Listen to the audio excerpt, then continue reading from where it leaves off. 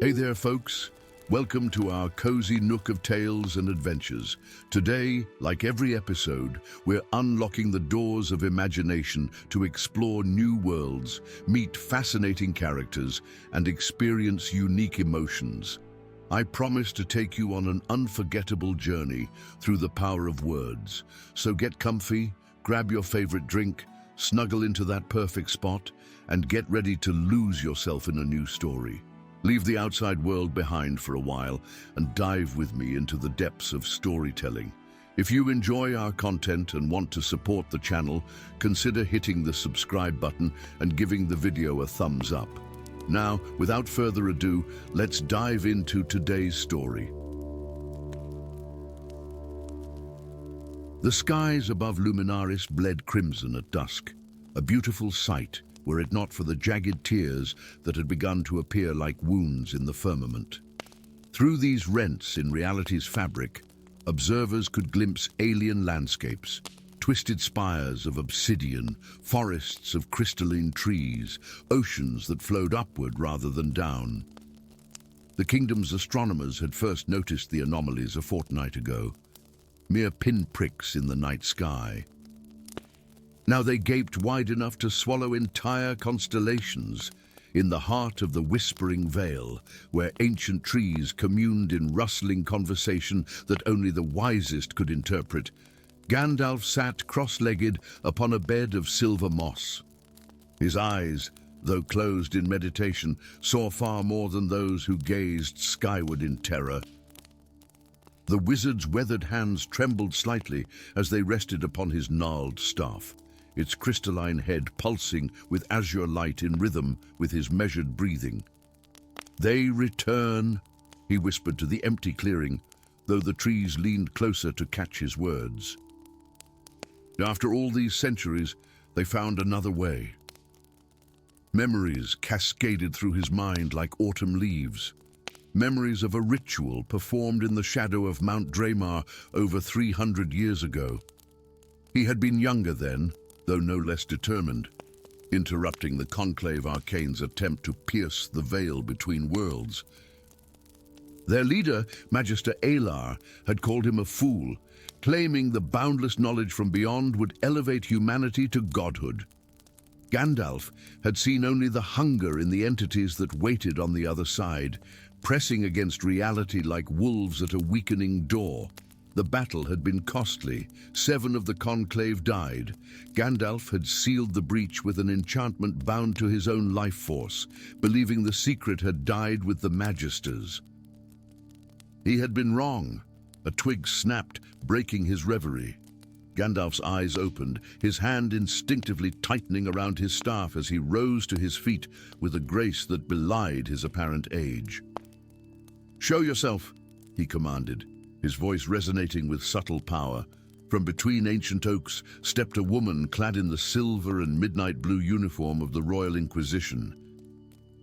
Her posture was rigid, her right hand resting on the pommel of a slender sword whose hilt bore glyphs of truth-finding. Despite her martial bearing, her face betrayed youth, perhaps 25 summers, with keen eyes that missed nothing. "Inquisitor Saraphina Moonshard," she announced, offering a curt bow. "The Crown requests your presence in Luminaris, Master Gandalf." Gandalf's bushy eyebrows rose slightly. "Requests?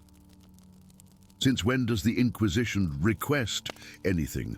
A ghost of a smile touched her lips. "Since we're dealing with matters beyond our understanding. The rifts grow larger by the hour. 3 villages near the Northern Tear have already been consumed." Consumed. Gandalf's expression darkened, vanished completely, along with the land they stood upon. In their place, nothing but a chasm that seems to have no bottom. She hesitated. "Those who peer too long into it report. Whispers, promises." Gandalf nodded gravely. "The Void Lords hunger for this realm. They offer gifts with one hand while the other waits to strangle. Then you know what we face." "Better than anyone living," Gandalf sighed, suddenly looking every one of his countless years. "Though I had hoped never to face it again." Together they traveled through the heart of the realm, Saraphina on her midnight steed, and Gandalf upon a mare the color of dawn, whose endurance seemed supernatural. The land's degradation became more apparent with each league. Crops withering in once fertile fields, livestock born with disturbing mutations, villagers speaking in tongues during momentary possessions. As they crested a hill overlooking the capital, both riders pulled their mounts to a halt. Luminaris had once been called the Jewel of the Seven Kingdoms, its gleaming spires and glittering domes visible for miles. Now a massive tear hung directly above the royal palace, a wound in reality at least a half-mile wide. Tendrils of oily darkness snaked downward from its edges, probing the city like hungry fingers. "The conclave Arcane," Gandalf muttered. "They've reformed." Seraphina's eyes widened. "Impossible. The royal family disbanded the conclave centuries ago." "Forbidden knowledge has a way of persisting," Gandalf replied grimly, "like a disease in remission, waiting for the body to weaken." Within the grand observatory of the palace, they found chaos. Scholars argued violently over ancient texts. Royal guards stood with vacant expressions as though their minds wandered elsewhere, and at the center of the circular chamber, King Thalion stared upward through the domed ceiling at the tear in reality, his expression one of rapturous wonder rather than appropriate horror. "Your Majesty," Saraphina began, dropping to one knee. I have returned with Gandalf the Grey," the king interrupted, not taking his eyes from the rift. "The great savior who denied humanity its ascension 3 centuries ago." Gandalf stepped forward, ignoring protocol. "That is not your voice, Thalion." The king's head snapped down, his eyes now pools of swirling darkness. When he smiled, too many teeth filled his mouth. "Perceptive as ever, old friend. Does it comfort you to know your sacrifice was merely a delay rather than a victory?" The guards around the chamber drew their weapons in unison, moving with the jerky motions of puppets. "They're all under influence," Seraphina whispered, drawing her sword. The runes along its blade ignited with silver fire. "Not all of them," came a new voice from the shadows. A man stepped forward, dressed in the midnight robes of the conclave, though his insignia marked him as Archmagister. "Some of us embrace the change willingly. Cyrus." Gandalf's voice carried recognition and profound disappointment. "You were my student, and you taught me to seek knowledge," Cyrus replied. "Yet you hid the greatest knowledge of all, the truth that our reality is merely one among infinite possibilities, and that the beings beyond hold the keys to unlimited power." "I taught you wisdom as well as knowledge," Gandalf countered, though clearly that lesson failed to take root. With a gesture from Cyrus, the possessed guards attacked. Seraphina moved with astonishing speed, her enchanted blade passing through the first 2 guards, weapons as though they were smoke, the flat of her sword striking them unconscious without drawing blood. Gandalf raised his staff, its crystal head blazing with sudden intensity. A shockwave of pure force knocked the remaining guards off their feet. "The king!" Gandalf commanded Seraphina. "Get him away from here." "The possession may be reversible if we act quickly." The Inquisitor nodded, fighting her way toward the monarch. Meanwhile, Cyrus and Gandalf circled one another, 2 masters of arcane arts measuring the changes time had wrought in their opponent. "You've grown old, Master," Cyrus taunted, "while I have been improved." He extended his hand, now partially translucent, shadows swirling beneath skin that seemed more window than barrier. "And you've grown foolish," Gandalf replied. "Those entities aren't improving you, they're consuming you, bit by bit, replacing your essence with theirs." "A necessary transformation," Cyrus insisted. "Soon the great convergence will be complete, and the boundaries between worlds will dissolve forever. Their duel erupted in earnest then, bolt of energy against counterspell, illusion against revelation, the very foundations of the observatory trembling under the force of their confrontation. The tear above grew wider with each exchange, as though feeding on the magical energies being expended. Gandalf realized the trap too late. Every spell he cast, every defense he mounted, only accelerated the convergence. Cyrus wasn't fighting to win, he was fighting to provoke maximum magical output. "Saraphina!" Gandalf called out. "No more magic! It feeds them!"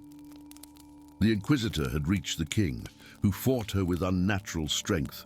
Understanding dawned in her eyes at Gandalf's warning. She sheathed her enchanted blade and instead landed a precise physical blow to the king's temple, rendering him unconscious through mundane means.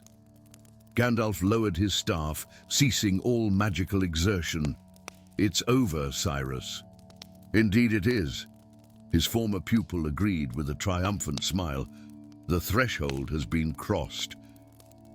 Even now, the Lords of the Void prepare their entrance. As if in confirmation, the tier above began to widen exponentially, darkness pouring through like water through a broken dam. Within that darkness, massive shapes moved, titanic entities never meant for mortal comprehension. "What have you done?" Saraphina whispered, dragging the unconscious king toward Gandalf.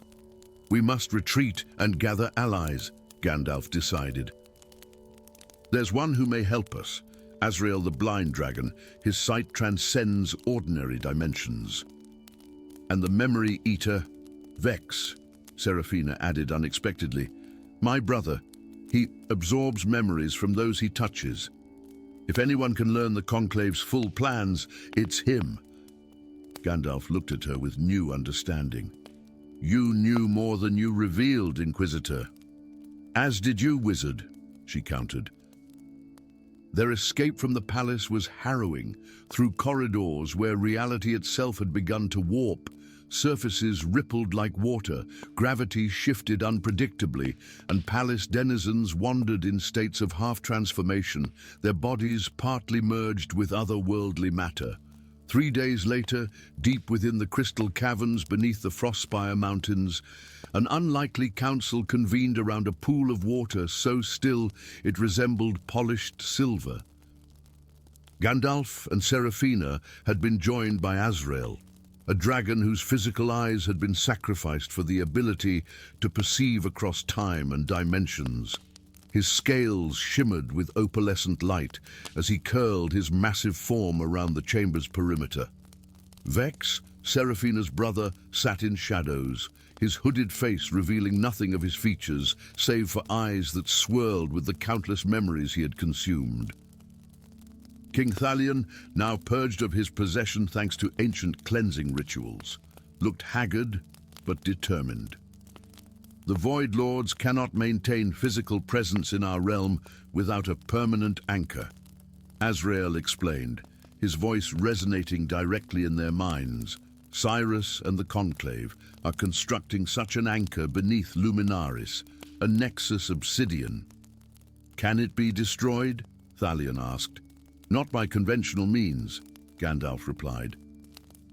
"But it requires a constant infusion of magical energy to stabilize. If that energy were redirected..." "You have a plan," Seraphina observed. Gandalf nodded slowly. "One that I've feared since I first sealed the breach centuries ago. The ritual I interrupted was never truly broken, merely paused. It's been drawing infinitesimally small amounts of power from me all these years, creating a connection that works both ways." Vex spoke for the first time, his voice carrying echoes of countless others. "You would become the vessel, the prison." "Yes," Gandalf confirmed. "I would take the energy meant for the Nexus into myself, then use the ancient binding spell again, this time with full knowledge of its consequences." It would mean eternity as their jailer. Azrael's mental voice carried solemn understanding. Conscious, but forever containing their essence within your own, neither living nor dead. Saraphina stepped forward. There must be another way. If there is, we must discover it quickly, Gandalf replied, gazing into the reflective pool. Within its depths, images formed of luminaries now almost completely engulfed by the growing tear. We have 3 days at most before the convergence becomes irreversible. The dragon's sightless face turned toward Gandalf. You've carried this burden for centuries, knowing it might come to this. Yet you never sought to pass it to another. Some responsibilities cannot be delegated, Gandalf said simply, and some mistakes must be mended by those who made them. As moonlight filtered through crystals overhead, casting rainbow patterns across the ancient chamber, the unlikely allies bent their heads together in council. Whether through wisdom, courage, or sacrifice, the shadow looming over Luminaris would be confronted.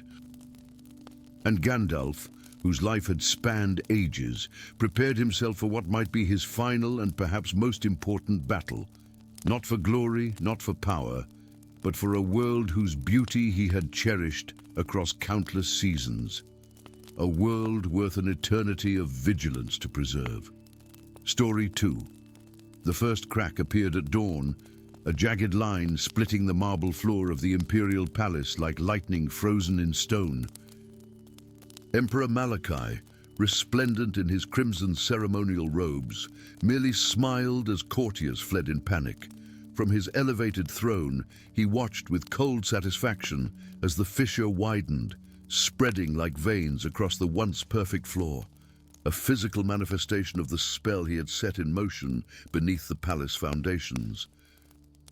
Far across the realm, deep within the ancient forest of Viridian Whispers, Gandalf awakened with a gasp that sent a flock of luminescent night finches scattering from his window ledge.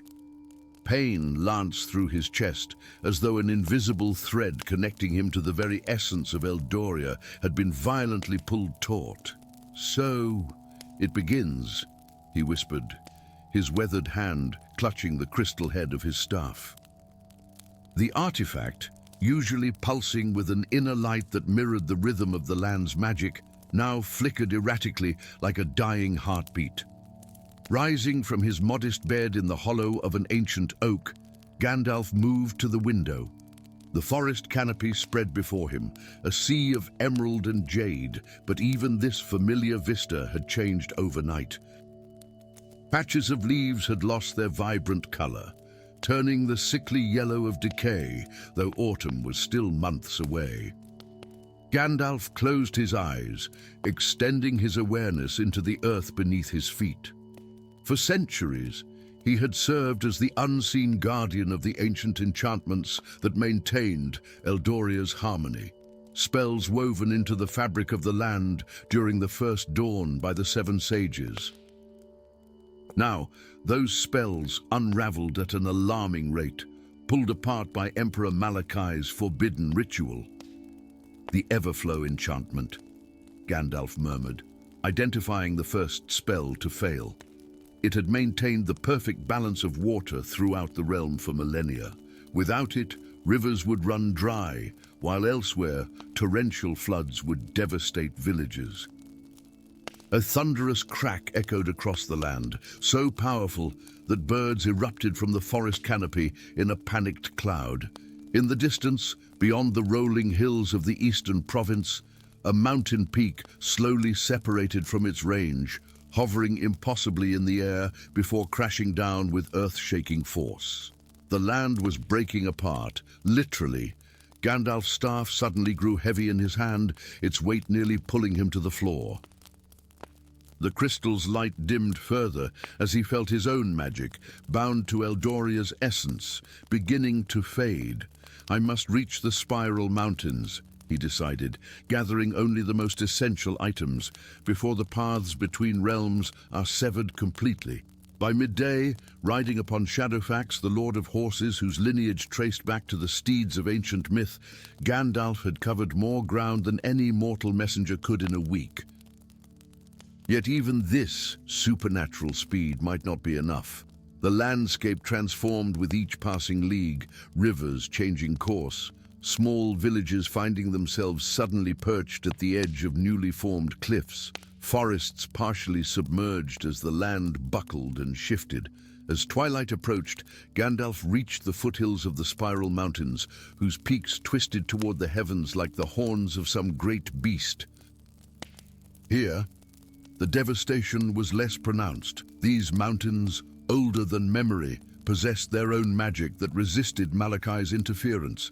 The narrow path wound upward, sometimes disappearing entirely where the mountain had shifted. Shadowfax navigated these treacherous passages with uncanny grace until they reached a plateau sheltered by overhanging rock. There, Gandalf dismounted, approached what appeared to be a solid stone wall, and whispered words in a language that predated the kingdom of men. The mountainside shimmered and dissolved, revealing a hidden valley bathed in the amber light of the setting sun. Within this sanctuary moved figures that were neither fully human nor entirely beast. The Beast Ancients, guardians of knowledge from before the time of recorded history. Some possessed the noble features of deer, with branching antlers crowning their heads. Others had the sleek musculature of great cats, combined with the upright stance of humans. All turned to observe the wizard's arrival with eyes that reflected wisdom accumulated across countless generations. "Stormcrow!" greeted Thorn, the eldest of the Beast Ancients, his voice rumbling like distant thunder. His form combined the strength of a bear with the dignity of a man, silver fur cascading across massive shoulders. We felt the sundering begin. The Emperor has finally given in to his hunger for power.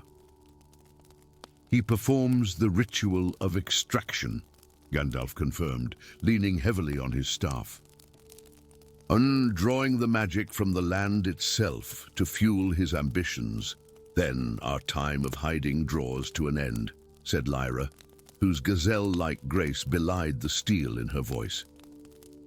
Though many of us remember all too well what happened when last we walked among men, the Beast Ancients had once lived alongside humans as equals, until Emperor Malachai's grandfather led a campaign to hunt them nearly to extinction, fearing their ancient knowledge and connection to magics he could not control.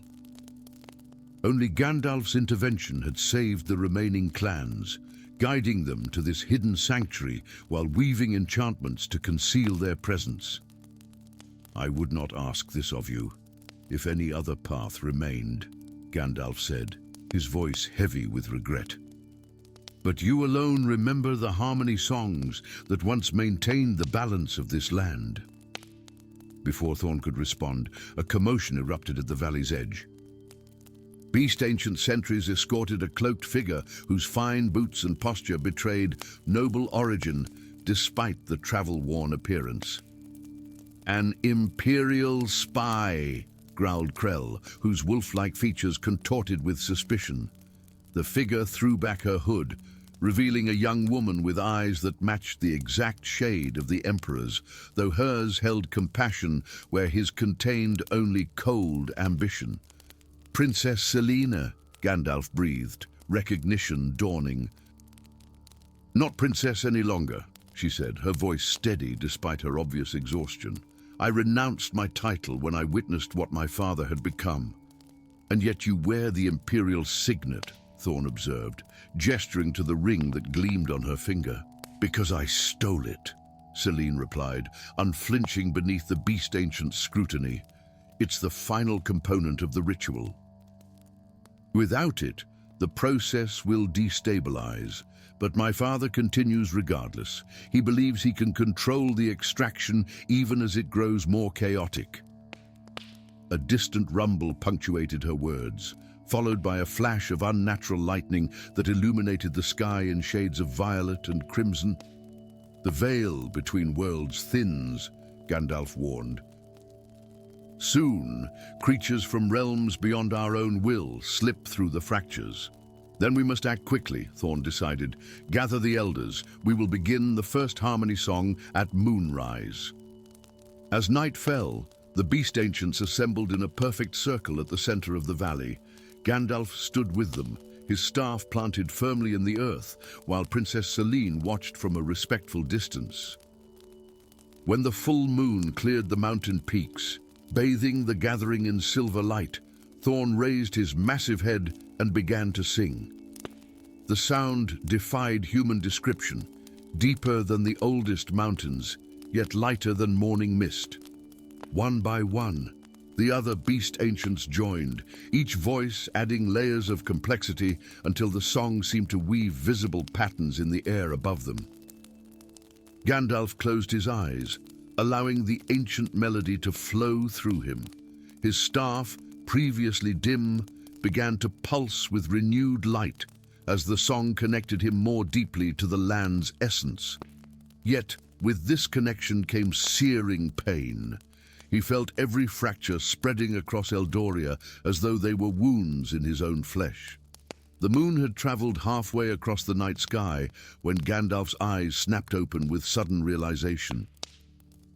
His staff, or rather what it truly was, held the key. "The seed of creation," he whispered, staring at the crystal that crowned his staff. The beast ancients and song faltered as all eyes turned to him. "What did you say?" Thorn asked, his voice hoarse from singing.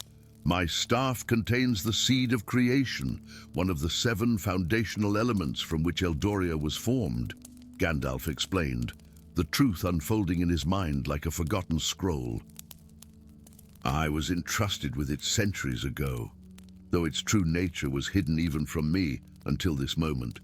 The seed could heal the land," Lyra said, understanding immediately, "but the cost would be my immortality and power," Gandalf finished. "The seed has sustained me across the ages. To surrender, it means to become as mortal as any man." Princess Selene stepped forward, her expression solemn. "My father sought godhood through stealing the land's magic. Would you really sacrifice your own power to undo his work?" Before Gandalf could answer, a beast ancient scout burst into the circle, fur bristling with alarm. "Imperial forces approach," he reported, "led by Commander Vex. They've tracked the princess." "Vex?" Selene paled. "He slaughtered hundreds of villagers who refused to provide tithe for my father's ritual." The gathered beast ancients turned to Thorn, centuries of persecution making their fear palpable. The old leader looked to Gandalf, a silent question in his ancient eyes. "You sheltered us once before, Stormcrow," he said quietly, "but what becomes of us when you are gone?" The weight of choice pressed upon Gandalf like a physical force. To remain immortal, to continue as guardian, but of a broken land, or to sacrifice everything he had been for millennia, with no guarantee that those he protected would survive what was to come. At that moment, a tremor shook the hidden valley, stronger than any before. Cracks spread across the once pristine ground, and in the distance, beyond the mountains, a pillar of unnatural fire rose from the direction of the imperial palace. Princess Selene raised her head, determination hardening her features. "I am my father's daughter," she said, "but I will not follow his path. If Gandalf sacrifices his power for our realm, I pledge my life to protecting those he leaves vulnerable." She drew a small dagger, and before anyone could stop her, sliced her palm, letting blood drip onto the cracked earth. "I swear it on the old magic, on blood and bone and the stars above." The air shimmered around her as the ancient oath took hold, a binding more powerful than any imperial decree. Gandalf looked at his staff, at the crystal that had been his constant companion through countless ages. Then he looked at the faces surrounding him, the beast ancients with their ancient wisdom, the young princess with her newfound courage, and beyond them, the countless inhabitants of Eldoria whose lives hung in the balance. "Sometimes," he said softly, The greatest magic lies not in what we keep, but in what we willingly surrender. With those words, he raised his staff high and brought it down with all his remaining strength. The crystal shattered against the earth, releasing a blinding light that shot upward in a pillar that rivaled the unnatural fire on the horizon. As immortality fled his body like water through outstretched fingers, Gandalf began to sing.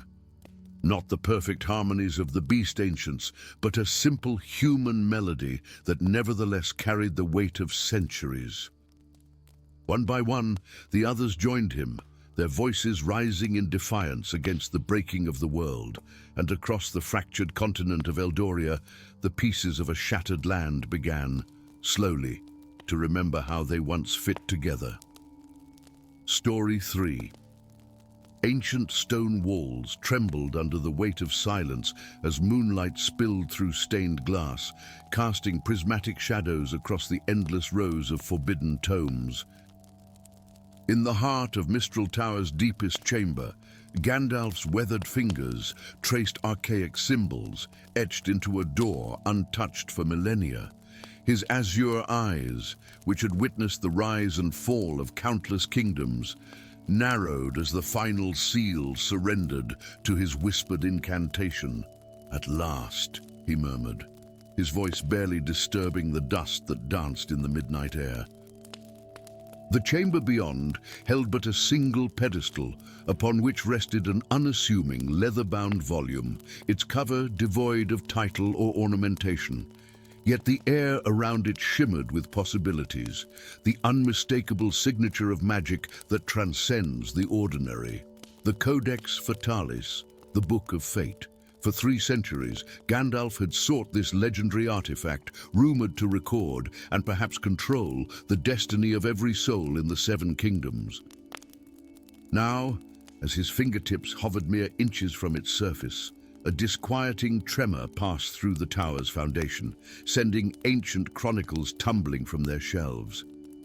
"I would not touch that. Were I you?" came a melodious voice, startling in its clarity. Gandalf turned, staff raised defensively. Standing in the doorway was a figure cloaked in shadow, face concealed beneath an obsidian hood.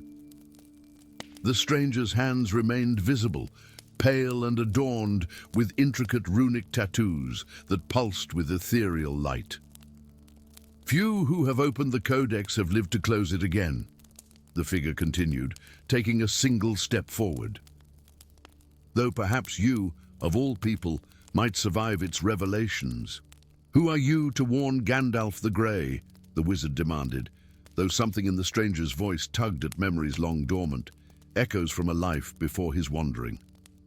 The figure lowered its hood, revealing a face that might have been carved from the same stone as Gandalf's own. Though younger, unmarked by the centuries of burden the wizard had carried. Eyes of identical azure regarded him with a mixture of curiosity and sorrow. "They call me Arathon, the Shadow Weaver," he replied, "though once, in another life, I was called Brother." Before Gandalf could process this impossible claim, the tower shook again, this time with deliberate violence. The ceiling cracked, raining debris upon the ancient library. In that moment of distraction, Gandalf made his decision. He seized the Codex, feeling its binding warm beneath his touch as if awakening from slumber. The book's pages began turning of their own accord, releasing luminescent script that swirled around the chamber like constellations seeking form. Arathon lunged forward, but too late. A blinding flash erupted from the tome, throwing both men against opposite walls. When Gandalf's vision cleared, a third presence filled the chamber. Hovering above the now open Codex was a creature of indescribable beauty and terror.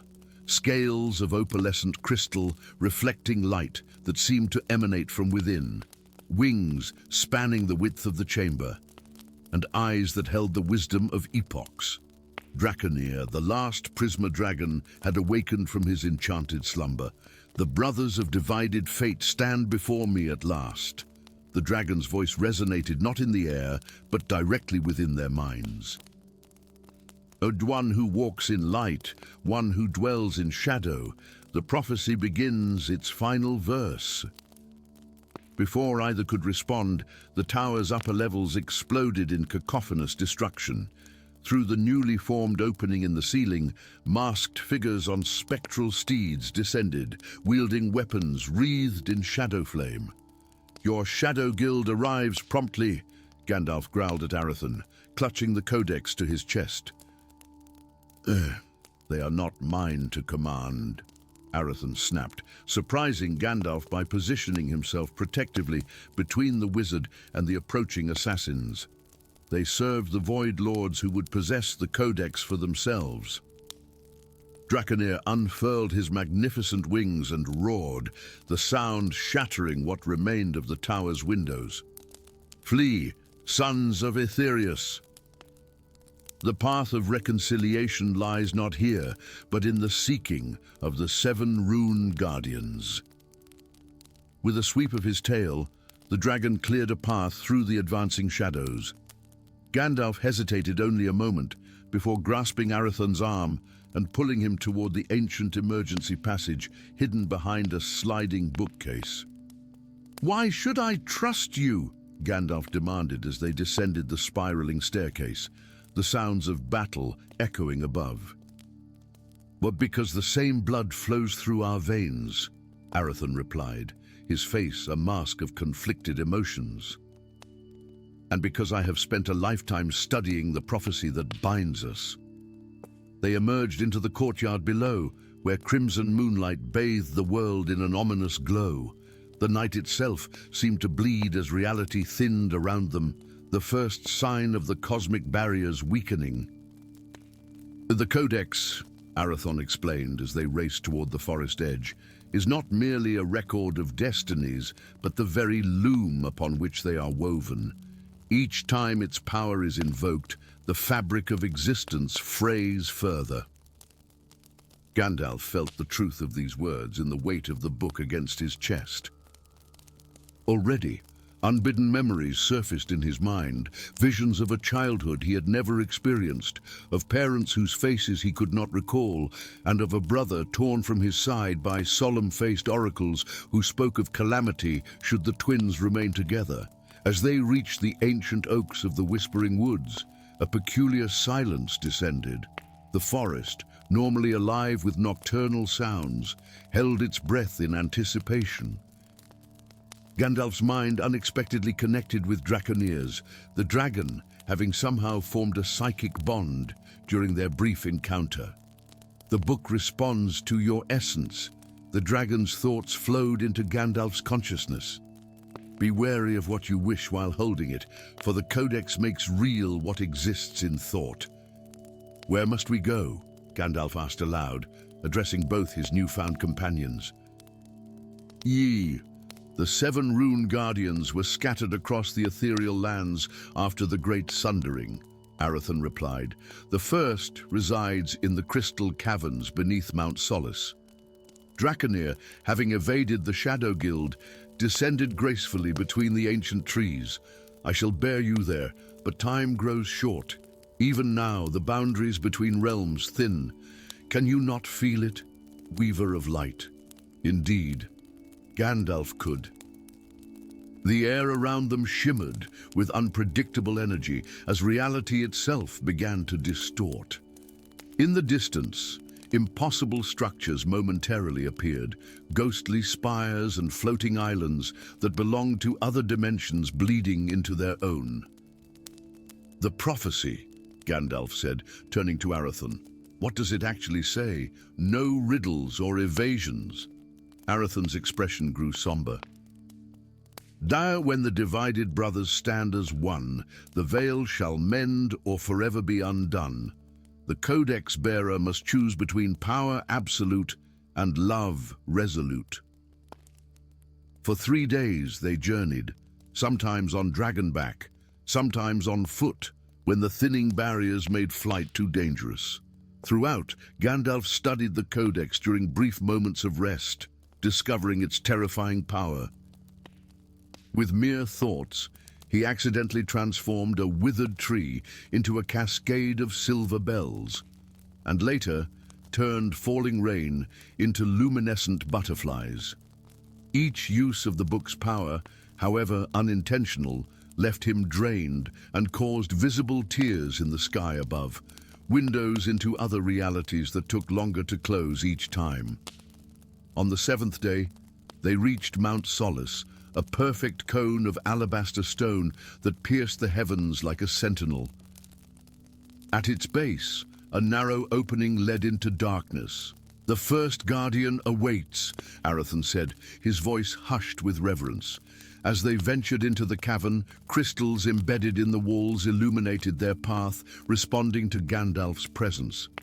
The tunnel opened into a vast chamber where a solitary figure sat cross-legged upon a dais of pure light, an ancient woman whose skin was etched with the same runic patterns that adorned Arathan's hands. "And I have awaited you, Stormcrow," she addressed Gandalf, using a name he would not earn for centuries yet. "You who carries both the burden of the Codex and the blood of the Divided Ones." "I seek the means to seal the Codex," Gandalf replied, bowing his head in respect. "What is written cannot be unwritten," the Guardian replied enigmatically. "But it can be reinterpreted." She rose with fluid grace that belied her apparent age and approached the brothers. "The prophecy was misunderstood. It was not your union that would bring catastrophe, but your separation. Divided, you became instruments of forces beyond comprehension. United, you may yet restore balance." With gentle hands, she took the Codex from Gandalf and opened it to its center. There, inscribed in living script, were two names intertwined in a complex sigil: Gandalf and Arathan, once called LOTR and Palando, twin sons of the star-blessed lineage of Aetherius. "The choice before you is simple, yet impossible," the Guardian continued.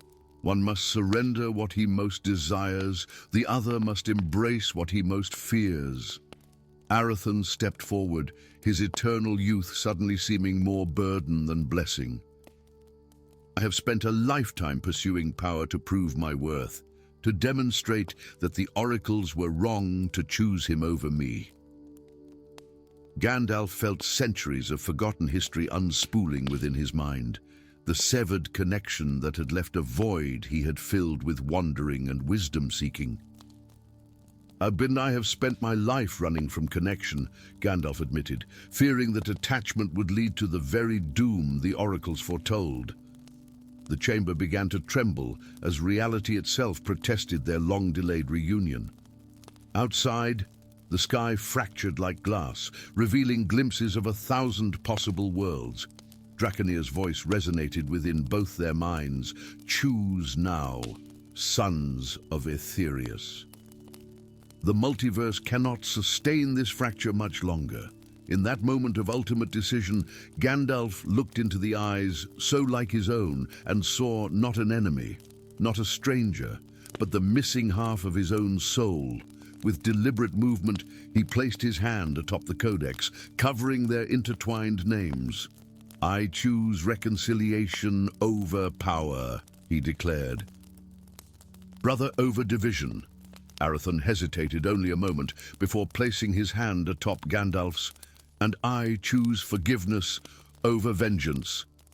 The Codex erupted in blinding light that engulfed the brothers, the Guardian and Draconir, in a tempest of raw creative force. When it subsided, the book had transformed into a crystalline orb that hovered between the twins, their true names, LOTR and Palando, now visible within its depths. "The first step is taken," the Guardian said, smiling. 6 more await before the weaving is complete." Outside, the fractures in reality began to heal, the impossible vistas fading back behind the veil.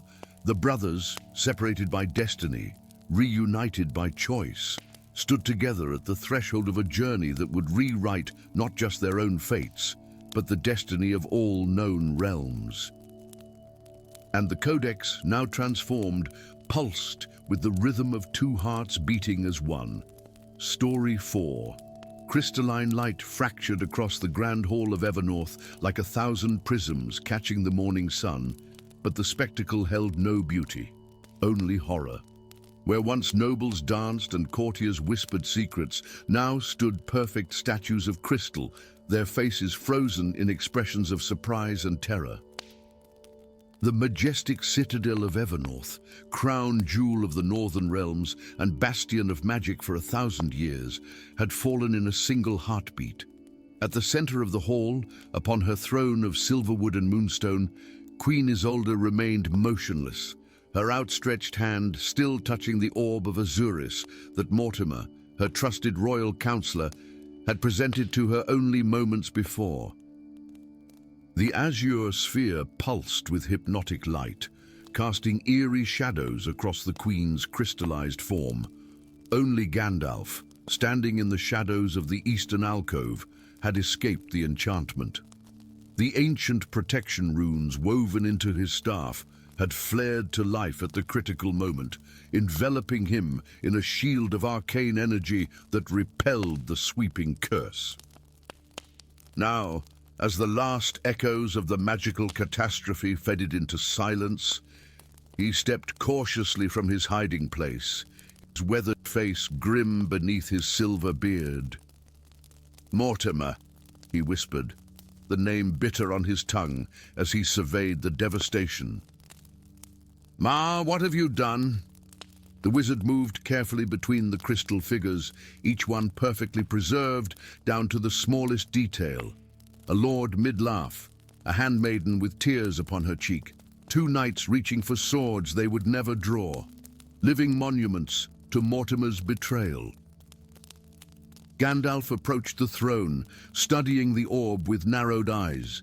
He dared not touch it, sensing the ancient malevolence that swirled within its depths.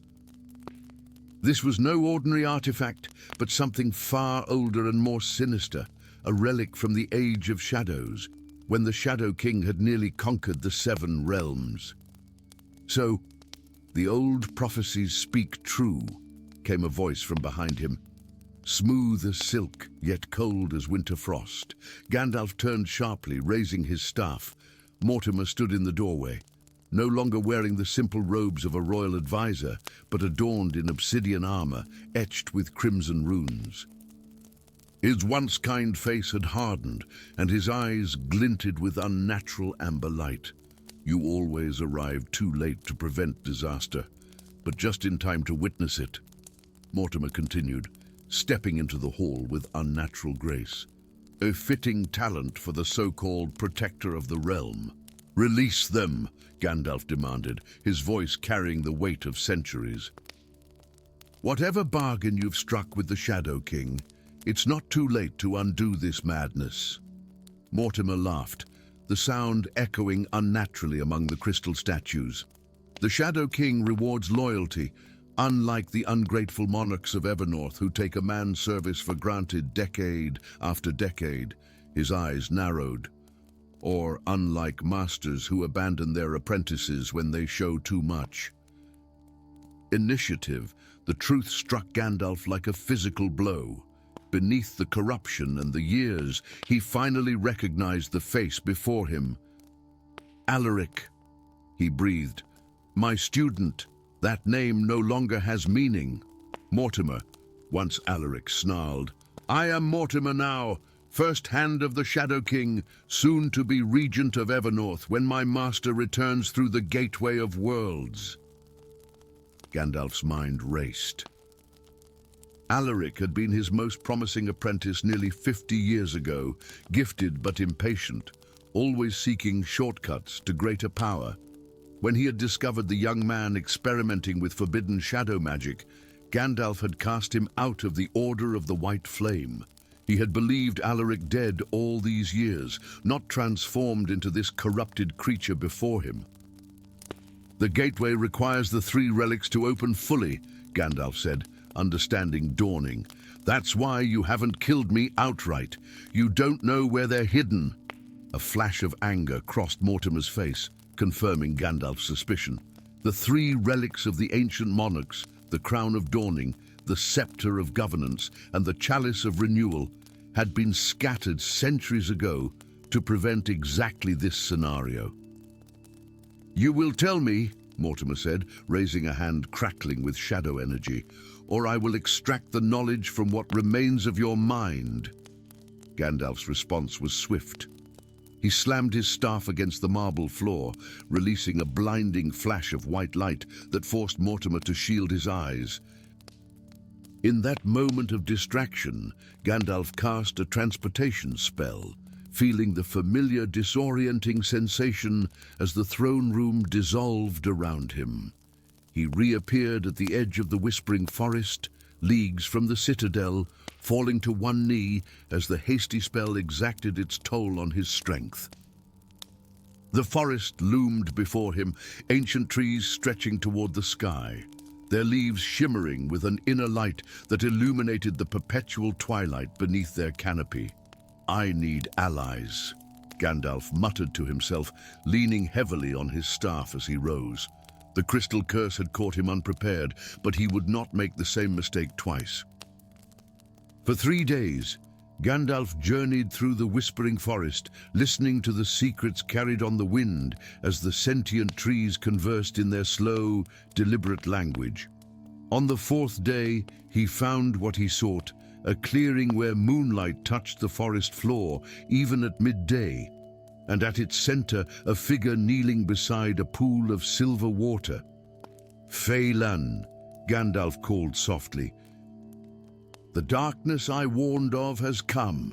The figure rose with fluid grace, turning to reveal features of otherworldly beauty, high cheekbones, almond-shaped eyes that shifted color like autumn leaves, and pointed ears that marked him as one of the elven folk. Yet there was a hardness to him, a grief etched into his immortal face that spoke of terrible loss. "Gandalf," Phelan acknowledged with a slight inclination of his head. "I felt the disturbance in the weave of magic. Evernorth has fallen." "To the Shadow King's agent, my former apprentice," Gandalf confirmed, approaching the clearing. "Queen Isolde and all her court are transformed to crystal, and Mortimer seeks the 3 relics to open the gateway of worlds." Phelan's expression darkened. "The Shadow King's forces slaughtered my family when they refused to reveal the location of the elven sanctuaries. I am the last of my bloodline." His hand moved to the curved blade at his hip. "I have waited decades for the chance to strike back against his servants." "Then our purposes align," Gandalf said. But we need one more ally, someone who can speak to the winds themselves." Together they traveled eastward, skirting the edges of the spectral marshes, where wisps of luminous fog drifted between twisted, blackened trees, and the whispers of the dead could drive the unwary to madness. Beyond the marshes lay the Valley of Whispers, where a solitary tower of pale stone rose like a finger pointing accusingly at the sky. The tower's single occupant, Lyra, was barely more than a girl, with wild hair the color of storm clouds and eyes that never settled on a single hue. Yet when she spoke, her voice carried the wisdom of centuries. "The winds told me you would come," she said by way of greeting, leaning out of her tower window. "They speak of crystal prisons and shadow doors and a king who would devour the light." "Then you know what we must do," Gandalf replied. Lyra nodded solemnly. "The 3 relics must be gathered before the new moon, when the shadow gate grows thin." She disappeared from the window, returning moments later at the tower's base with a small pack slung over her shoulder. "The crown of dawning lies beneath the sunless sea, guarded by the merfolk who have forgotten their oath to the surface world. Their journey took them through landscapes of breathtaking beauty and terrible danger, across the glass desert where sandstorms could flay flesh from bone in seconds, through the caverns of remembrance where crystals sang with the memories of all who had passed before, and finally to the shores of the sunless sea, an underground ocean whose black waters reflected no light save the bioluminescent creatures that dwelled within its depths. It was there, negotiating with the mercurial Mer Queen for the crown of Dawning, that they encountered the first signs of pursuit. Shadow wraiths, their forms barely substantial, attacked under cover of darkness, nearly claiming Phelan before Gandalf's light magic drove them back. Mortimer grows desperate, Gandalf observed as they made camp, the newly recovered crown of Dawning pulsing with gentle radiance beside him. He knows the scepter lies in the floating citadels of Evoria, but the chalice... He frowned, troubled by memories that refused to crystallize into certainty. The chalice of renewal was entrusted to your order, Lyra said, her eyes momentarily pure white as she communed with the winds, hidden beneath the sanctuary of the white flame. Gandalf's expression grew grim. Then we face our greatest challenge yet. The sanctuary fell to ruin decades ago, and what remains is guarded by enchantments even I cannot easily bypass. Enchantments you created, Phelan guessed. Enchantments Alaric and I created together, Gandalf corrected, before he fell to darkness. Their quest for the scepter nearly ended in disaster when the floating islands of Evoria, caught in a magical storm, began to collide with one another. Only Lyra's ability to speak to the winds saved them, calming the tempest long enough to retrieve the ancient artifact from its chamber of singing crystal. But as they journeyed to the ruins of the sanctuary, a sense of foreboding grew in Gandalf's heart.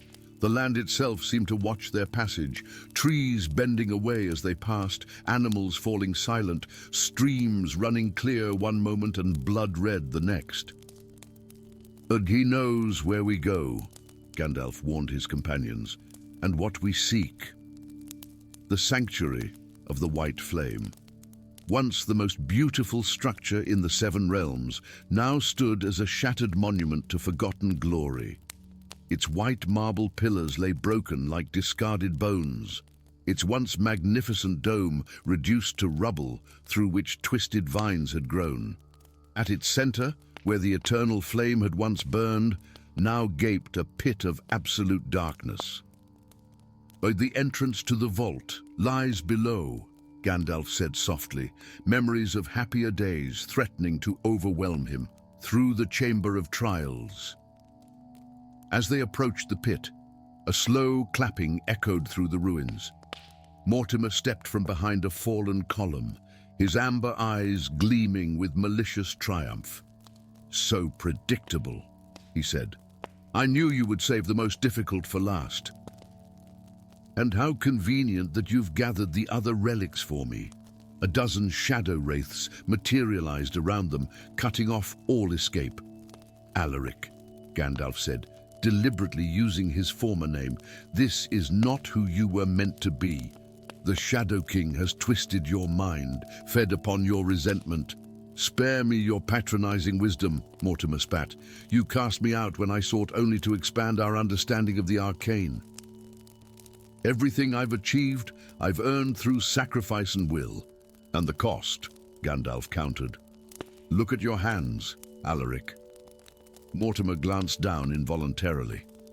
Where once his hands had been pale but human, now they appeared partially translucent, darkness swirling beneath skin that had begun to crystallize at the fingertips. The early stages of the same transformation he had inflicted on Evernorth's court. A temporary condition, he dismissed, though uncertainty flickered across his face. "Once the gateway opens, my master will grant me new power, a new form. He will consume you," Lyra said, her eyes white as she channeled the winds. "Knowledge. As he has consumed all who served him, you are not his first hand, you are his final meal before he devours this world." Doubt crept into Mortimer's expression, a crack in his confident facade. In that moment of hesitation, Gandalf saw his opening, not for attack, but for redemption. "It's not too late," the wizard said gently, lowering his staff.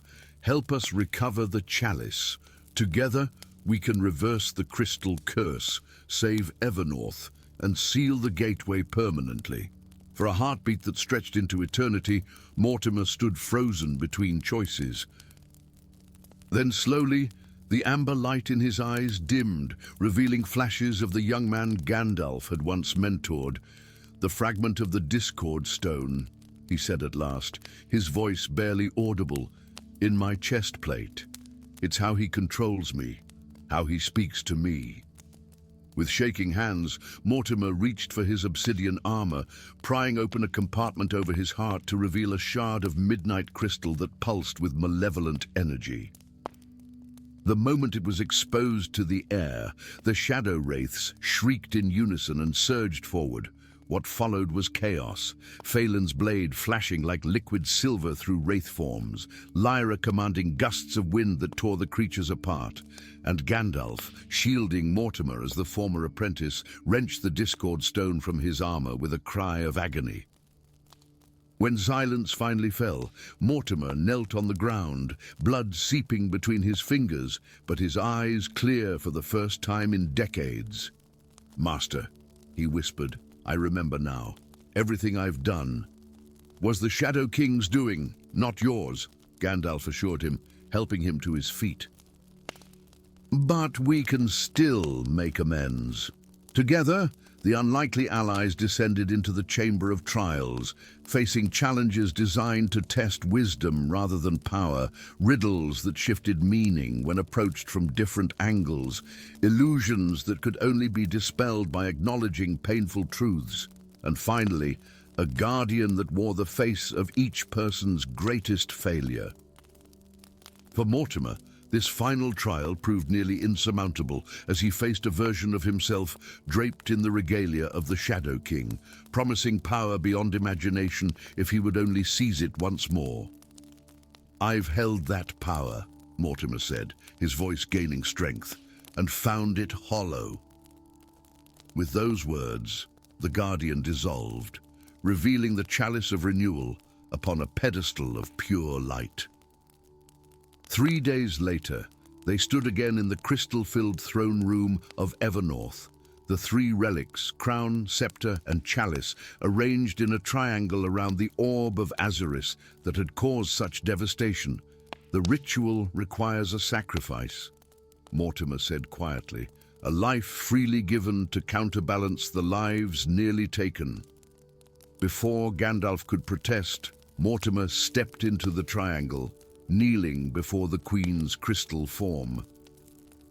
"Let me undo what I have done." As dawn broke over Evernorth's highest towers, light streamed through stained glass windows, striking the crown of dawning. The crown reflected this natural magic to the scepter, which channeled it to the chalice, now held in Mortimer's outstretched hands. As the chalice filled with light rather than liquid, Mortimer drank deeply, his body becoming incandescent from within. With his remaining strength, he touched the orb of Azuris. The azure sphere cracked, then shattered into dust as a wave of restoration magic swept outward.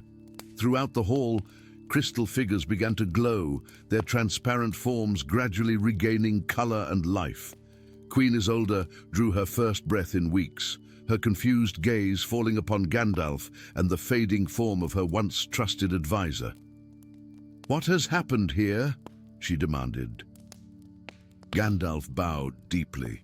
"A great wrong has been righted, Your Majesty, and a greater wrong prevented."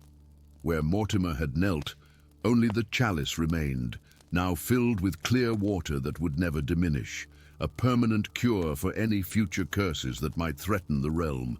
He found redemption in the end, Gandalf told Phelan and Lyra later, as they stood upon Evernorth's ramparts watching celebration fires light the city below. "And reminded me of a lesson I had forgotten, that none are beyond salvation if they truly seek it."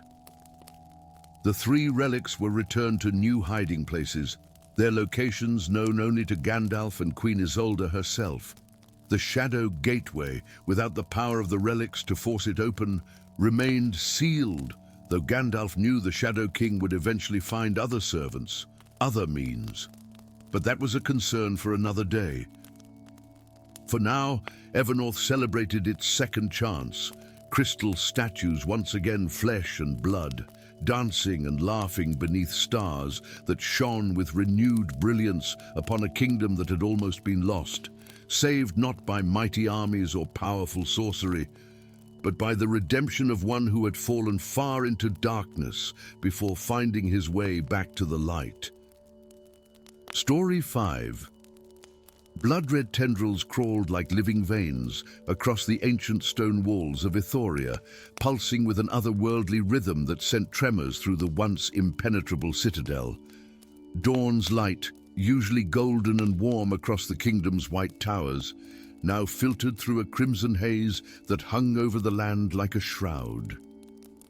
In the highest chamber of the eastern spire, Gandalf pressed his weathered palm against the bleeding walls, feeling the feverish heat radiating from the stone. "So the old texts spoke true," he murmured, silver beard swaying as he shook his head in somber recognition. The veil between realms thins. For 3,000 years, Ithoria had stood as a bastion between the world of men and the Shadow Realm, a prison dimension where the Nameless Ones had been banished after the War of First Light. Now the ancient wards were failing, and with them, the fragile peace that had allowed civilization to flourish. Gandalf's staff, a gnarled length of silverwood crowned with a crystal that had always emitted a steady blue glow, now pulsed with increasing urgency. As he watched, crimson light from the walls seemed to reach toward the crystal like serpents drawn to warmth. "Curious," Gandalf whispered, raising the staff before him. When the red tendrils made contact with the crystal, they did not corrupt it as he had feared. Instead, they were absorbed, causing the crystal to flare with blinding intensity. Sudden understanding struck him like a thunderbolt. The crystal in his staff, an heirloom passed down through the ages from wizard to wizard, contained the last remnant of the first mage's magic, the same power that had created the prison dimension millennia ago. A shadow fell across the doorway, interrupting his revelation.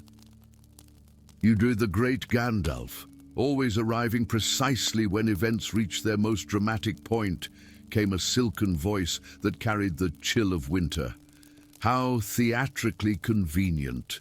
Lord Vexarian stood framed in the archway, resplendent in armor of obsidian scales that seemed to drink the light around him.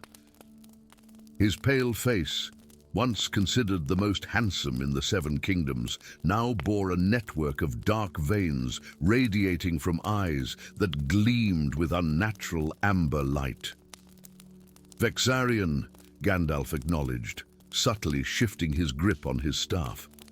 "I had hoped the rumors of your transformation were exaggerated." "Transformation?" Vexarian chuckled, the sound like ice cracking. "I prefer to call it ascension. The Nameless Ones have shown me visions of power beyond your comprehension, old friend. They are not known for their honesty," Gandalf replied evenly, "or their generosity." Vexarian's smile tightened. "No matter. I require only one thing from you to complete the ritual." His gaze fixed on the crystal atop Gandalf's staff. "The heart of Itherius.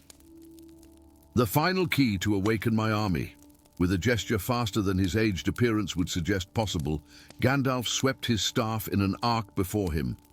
A barrier of shimmering blue light erupted between them, deflecting the bolt of shadow energy that had suddenly leapt from Vexarian's outstretched hand. "You've lost yourself, Vexarian," Gandalf called through the barrier. "The shadows beneath the crystal mountains are no army. They are the Nameless Ones themselves, waiting to reclaim our world." "Then let them come," Vexarian snarled, his composure fracturing. "This realm has grown weak, complacent. It deserves to be remade in darkness." A barrage of shadow bolts hammered against Gandalf's shield, each impact draining more of his strength. The wizard knew he could not maintain the defense indefinitely, not against power augmented by the Nameless Ones. With a whispered word that caused the air itself to ripple, Gandalf unleashed a blinding flash of light that momentarily stunned Vexarion. In that crucial moment, he dove through the chamber's open window, calling upon ancient magic to slow his descent as he plummeted toward the citadel's lower levels. Wind rushed past his ears, carrying distant screams as Ithoria's inhabitants discovered the corruption spreading through their home. He landed on a balcony 3 levels below, the impact jarring despite his magical cushioning. Behind him, Vexarion's roar of frustration echoed from above, followed by the sound of shattering stone as the corrupted lord began to pursue. Gandalf fled through corridors now streaked with crimson, past chambers where unfortunate scholars and servants had been petrified into crystalline statues by the spreading corruption. He needed to reach the stables, to escape Ithoria before Vexarion caught him. The staff, the heart of Itherius, as Vexarion had named it, must not fall into his hands. At the great courtyard, chaos reigned. Guards battled shadowy figures that seemed to rise from the very stones, while civilians desperately sought escape through the main gates.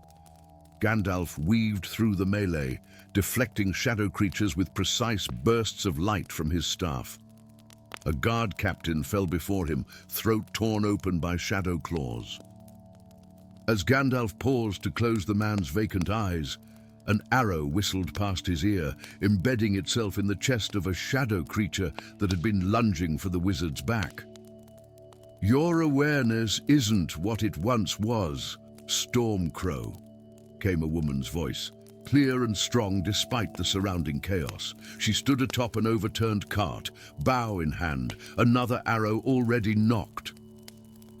Her features bore the unmistakable nobility of Vexarion's bloodline, the same high cheekbones and piercing gaze, yet where his eyes now glowed amber, hers remained a defiant emerald green. "Lyra," Gandalf acknowledged with surprised recognition. "I had heard Lord Vexarion's daughter perished in the northern campaigns." "A convenient tale," she replied, loosing another arrow into the fray. "More palatable than the truth that I fled when I discovered what my father intended to unleash." She jumped down beside him. "We need to leave, now. The citadel is lost." Together, they fought their way to the stables, where Lyra had already prepared 2 horses. As they galloped through the citadel's western gate, Gandalf cast a final glance back at the only home Lyra had ever known, now pulsing with malevolent energy as the corruption spread through its heart. "Where do we go?" Lyra asked, once they had put several leagues between themselves and Ithoria, the corrupted citadel, now visible only as a crimson glow on the horizon. "And my father will not stop hunting us, hunting you, now that he knows what your staff truly is." Gandalf's gaze turned westward, toward the jagged peaks that pierced the distant sky like the teeth of some primordial beast. "The Celestial Forge," he said, his voice heavy with the weight of destiny. "It lies beyond the Mistweave Forest, in the heart of the Skyfell Mountains." "The Forge is a myth," Lyra protested. "A children's tale, as were the Nameless Ones, until today," Gandalf countered. "The Forge exists, hidden by enchantments as old as the world itself. There, the heart of Itherius can be reforged into a weapon capable of sealing the rifts between realms." Their journey led them through landscapes of breathtaking beauty and terrible danger. The Mistweave Forest lived up to its name, perpetually shrouded in silver mist, where ancient trees grew to impossible heights, and creatures of legend still roamed freely. They encountered centaurs who provided safe passage through their territory in exchange for news of Ithoria's fall, and narrowly escaped a nest of spider-like shadow thralls that Vexarion had sent to track them. On the 7th day, as they made camp beneath the spreading boughs of a sentinel oak, the air above them shimmered with displaced energy. Gandalf reached for his staff, but the disturbance resolved into a form far more majestic than any shadow creature, a dragon of burnished gold scales that caught the firelight like polished armor. "Aurelion!" Gandalf breathed in astonishment. "And I thought the gilded flight had sworn neutrality in the affairs of men." The dragon's landing was surprisingly gentle for a creature of such immense size, barely disturbing the leaf litter on the forest floor. His eyes, vertical pupils set in orbs of molten gold, fixed upon the wizard with ancient intelligence. "Indeed, neutrality becomes impossible when existence itself hangs in the balance," Aurelion rumbled, his voice resonating in their bones rather than their ears. The veil unravels faster than anticipated. Already, lesser dragons choose sides. "Lesser dragons?" Lyra questioned. "The bronze and copper flights ally with your father," Aurelion explained, his tail lashing once in clear displeasure. "They believe his promises of territory and treasure in the remade world. The silver flight stands with the defenders of light, but they are few. The rest watch and wait, as has ever been our way." "What brings you here, old friend?" Gandalf asked. "Surely not merely to deliver this news." Aurelion's massive head lowered until his eye was level with Gandalf's. "I bear knowledge you must have." "The prophecy of the first sealing has resurfaced in our ancient archives. It speaks of the heart of Etherius and its bearer." The dragon's voice dropped lower, becoming almost gentle. "The weapon you seek to forge comes at a cost, Stormcrow. The flame of destiny burns eternal until the bearer surrenders that which he values above all else. Only then may the veil be rewoven, the sacrifice of immortality for the salvation of realms." A heavy silence fell over the clearing. Lyra looked between the dragon and the wizard, comprehension slowly dawning in her eyes. "Your immortality," she whispered. "The prophecy speaks of sacrificing your immortality." Gandalf's weathered hand tightened around his staff, feeling the pulse of ancient magic within its crystal heart. For millennia, he had walked the world of men, guiding, protecting, watching generations rise and fall like leaves in autumn. Immortality had been both gift and burden, allowing him to accumulate wisdom across ages while watching countless friends return to dust. "A fair exchange," he said at last, his voice steady with resolve. "One life, however long, for countless others." The journey to the Celestial Forge grew more perilous as they ascended into the Skyfell Mountains. Rifts between realms appeared with increasing frequency, tiers in reality, through which glimpses of the Shadow Realm became visible. Strange creatures emerged from these rifts, some merely confused, others malevolently hostile.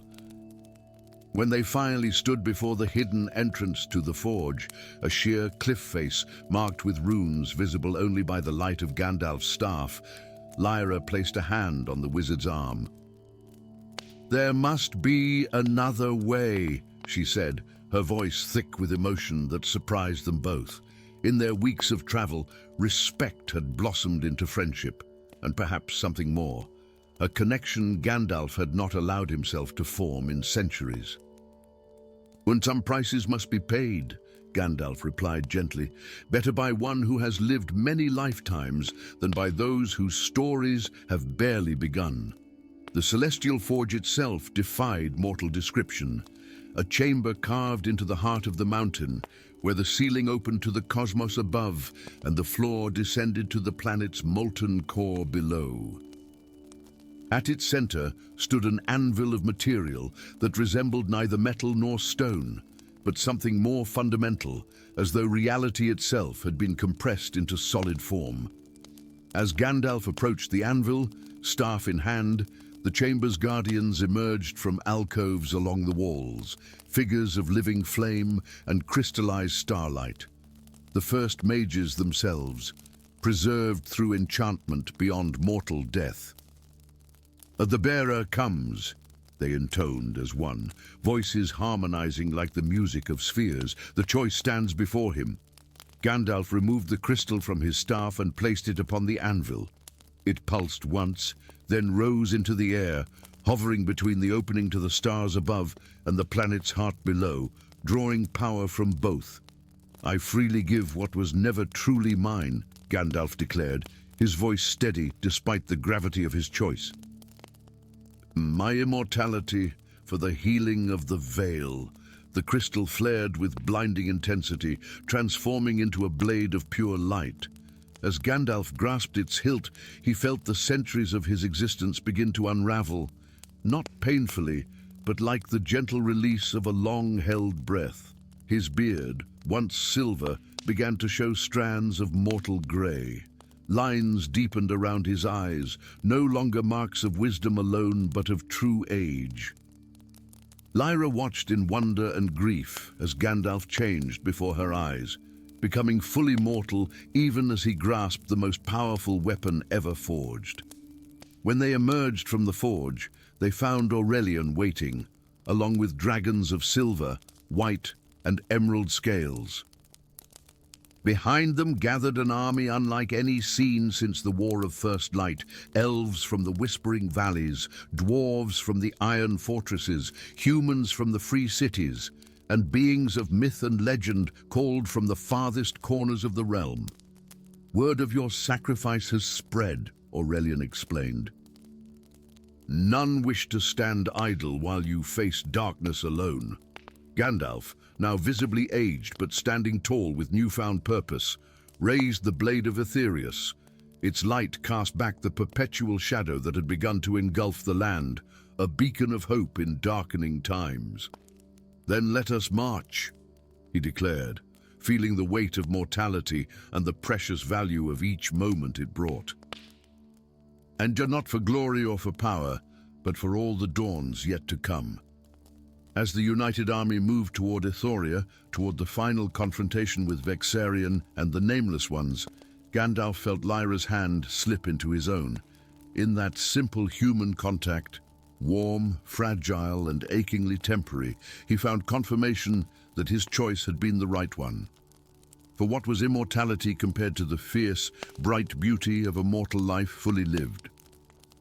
What was eternity compared to the precious weight of each moment when one knew that moments were no longer endless? The blade of Aetherius gleamed in his hand, and for the first time in millennia, Gandalf embraced not just duty, but the full spectrum of mortal existence, its joys and sorrows, its victories and losses, its beginnings and, at last, its end. Story 6. The skies of Australis wept crystals that day. Not the gentle, luminescent tears that normally drifted between the floating islands during the season of celestial mourning, but jagged shards that fell with purpose and malice. Nisa Windsong watched in horror from the edge of Mistral Haven as a distant island, little more than an emerald speck adorned with silver spires, tilted, trembled, and surrendered to gravity's long-denied embrace. "Another one falls," whispered Elder Thorn beside her, his wizened fingers clutching his windstaff so tightly that his knuckles shone white against his amber skin. "Third this cycle, the celestial choir grows silent, one voice at a time." Nisa's silver flute felt suddenly heavy against her hip. As the youngest windcaller in 3 generations, she had joined the celestial choir only last solstice, her melodies proving unusually potent in commanding the currents that kept Australis's 1,000 islands aloft. Where most bards could influence local breezes, Nisa's songs summoned gales that could redirect an entire island's path through the sky sea. "The Council blames natural fluctuations in the ether tides," she said, though the words tasted false on her tongue. Elder Thorn's laugh was as dry as ancient parchment. "The Council will blame the moon's alignment until the spire itself plummets into the abyssal sea." He turned to her, eyes sharp as a hawk's. 7 choir members have fallen silent in as many days, their quarters empty, their instruments abandoned. This is no coincidence, child. Below them, the fallen island met the churning waters with a distant thunderclap that sent violent ripples across the sky-sea boundary, that mysterious plane where ocean and atmosphere mingled in eternal twilight. Creatures with both fins and wings scattered from the impact, their scales catching the light of the 3 moons. Archmage Serena has called for an emergency chorus at nightfall, Nissa said. All remaining choir members must attend. Thorn's expression darkened. Then you must not go. What? But Serena is first voice. She was my mentor, and now she sings a different song. The old man pulled something from his robes, a scroll case fashioned from whalebone and sealed with azure wax, bearing the imprint of a spiral shell. Take this to the sunken harbor in the lower reaches. Find the ship with black sails and a figurehead carved like a siren with her lips sewn shut. Give this to its captain, and only its captain. You want me to seek out a lower reaches vessel. Those ships are crewed by corsairs and exiles. This particular exile may be the only one who can help us now. Thorn pressed the scroll case into her hands. His name is Varen Stormrider. Tell him the song is being corrupted, and the songbook must be protected. What song? What songbook? Nissa's frustration mounted as Thorn backed away. Elder, I'm a windcaller, not a messenger. My place is with the choir. Your place is wherever the true music still lives. His eyes drifted skyward, where the massive central island of Australis Prime dominated the horizon, its crystal spires reflecting sunlight in dazzling rainbow patterns. The Archimage will announce tonight that the Great Conjunction approaches, that all islands must be gathered and aligned within the month. But that's decades too early. The celestial calendar has been altered, Thorn finished grimly. She means to force the conjunction, Nissa, and when the veil between worlds thins, he shuddered. Make haste. The winds still answer to your call, if not to your choir pin. Use them wisely. With that cryptic warning, Elder Thorn melted into the crowd of onlookers, still gaping at the fallen island. Nissa stood frozen, the scroll case cool against her palm. Defying the first voice meant exile at best, execution at worst. Yet Elder Thorn had never led her astray. Her gaze drifted to her choir pin, a silver treble clef that granted access to the highest spires of Australis Prime, where the grandest instruments were housed. Decision made. She turned toward the small skiff tethered at the island's edge. If she was to reach the lower reaches by nightfall, she would need swift winds indeed. The sunken harbor earned its name honestly. Half submerged in the sky sea, its docks and buildings rose from the misty boundary like the skeletal remains of some ancient leviathan. Ships bobbed at odd angles, some with hulls designed for water, others for air, and the most versatile for both. Traders, smugglers, and those unwelcome in the upper islands made their home here, beyond the reach of Australis Prime's rigid laws. Nissa pulled her cloak tighter, concealing her choir garments and silver flute as she navigated the creaking boardwalks. The weight of unwelcome gazes followed her. A stranger from the upper reaches, her posture and gait betraying her origins despite her efforts. She found the ship moored at the farthest pier, its black sails furled but unmistakable. The figurehead, a woman with webbed hands, fish-scale skin, and lips cruelly sewn shut with copper wire, faced the endless horizon where sky and sea became indistinguishable. The Silent Siren, according to the weathered nameplate. A motley crew worked on deck, some with the gills and webbed fingers of the sea folk, others bearing the distinctive features of upper islanders. None appeared friendly. "State your business or be gone," growled a woman with a shock of crimson hair and a necklace of shark teeth. Captain ain't hiring passengers. I seek Captain Varen Stormrider, Nissa said, straightening her spine. I carry a message from Elder Thorn. The name produced an immediate effect. The crew exchanged glances, and the red-haired woman's hostility melted into cautious respect. Wait here. She disappeared below deck, returning moments later with a slight nod. Follow. The captain's cabin smelled of brine, sandalwood, and something unidentifiable, an acrid scent like lightning strikes and burnt metal. Maps covered the walls, not just of Astralis's islands, but of realms Nissa had never seen, lands beyond the sky-sea boundary where mountains touched clouds without floating and oceans remained firmly below the sky. The man who stood with his back to her wore no captain's finery, just practical leathers darkened by salt and wear. When he turned, Nissa barely suppressed a gasp. One side of his face bore a tracery of scars, like musical notation, silvery lines curving across his cheek and around his ear, which was malformed, almost sealed shut. "You're Thorn's messenger." His voice was surprisingly melodious for one with such a fearsome appearance. "Let me see what was worth risking a choir member's standing." Nissa bristled. "How did you—" "Your fingers." He gestured dismissively, calloused like a flutist's. "And you carry yourself like someone accustomed to Astralis Prime's thinner air." He held out his hand. "The scroll." She handed it over, watching as he broke the seal and unrolled the parchment. His expression darkened as he read. "So it begins," he murmured, "earlier than even Thorn feared." "What begins?" "Elder Thorn said something about a corrupted song and a songbook that needs protection." Varen studied her with eyes the color of storm clouds.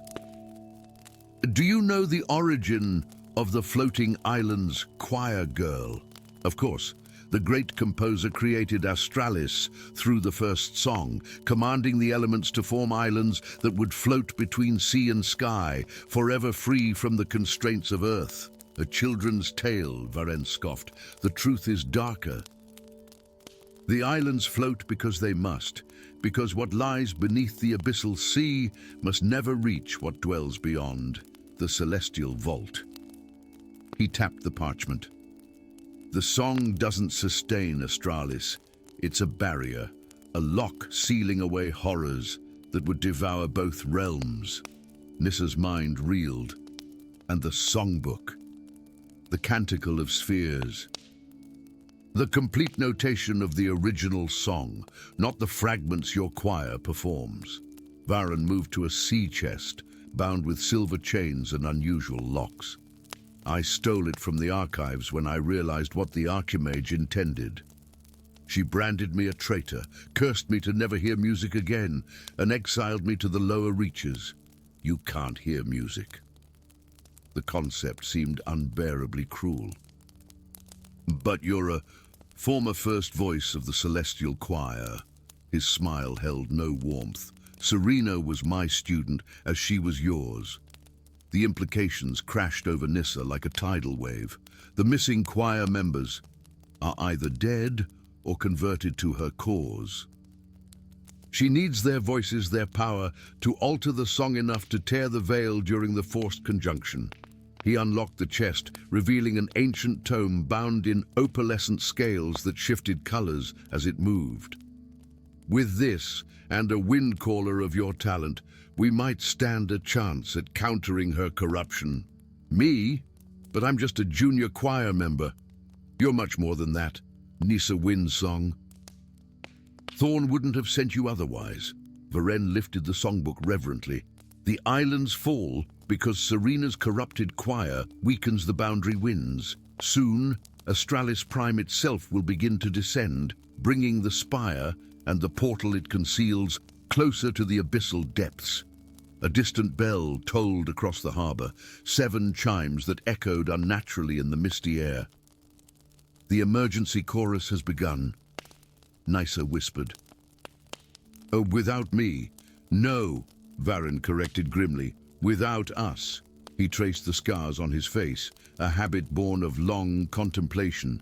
The Archimage thinks me powerless without my hearing, but she forgets. Music isn't just heard, it's felt, in bone and blood and breath. He offered the songbook to Nissa, its pages faintly luminescent. We have until the moons align to recompose the true song and gather those still loyal to the original harmony. Will you lend your voice to this cause, wind caller? Outside, a strange wind began to rise, carrying notes that pierced rather than soothed. Music twisted into something predatory and hungry. In the distance, lightning forked between islands as the winds that had cradled them for millennia began to shift and falter. Nissa thought of Elder Thorn, of her fellow choir members, of the islands and all who called them home. She reached for her silver flute, its familiar weight an anchor in this storm of revelations. "What must I learn first?" she asked, accepting the songbook. Varen's smile transformed his scarred face, lending it an unexpected nobility. "The chorus of ancient tides," he said, pointing to a complex series of notations unlike any Nissa had studied. "We'll need the sea folks' voices to counter what comes from above."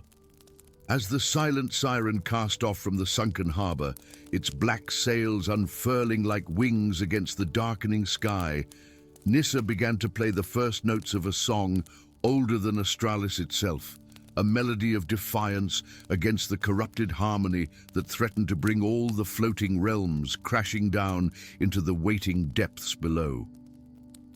Above them, the three moons inched closer to alignment, and somewhere in the highest spire of Astralis Prime, a choir sang words that were never meant to be uttered in that sequence, calling to entities that hungered for the light and life of both worlds. The Great Conjunction approached, and with it, a battle of songs that would determine the fate of all who dwelled between sea and sky.